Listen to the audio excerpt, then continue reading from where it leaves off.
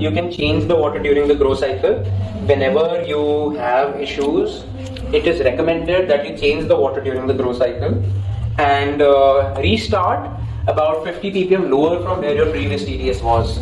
So if required, take your plants out, put them in you need to put them in a nice spot, just put them, but work a little fast.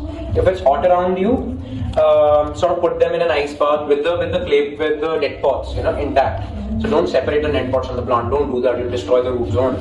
But keep them in ice, and what you can do is clean the kit, add new water to it, set the pH of the water, set the TDS of the water, and get started again. So plants can always be revived, funguses and all your pests can always be removed, and that infestation can always be cleared. You need to give the plant a chance. So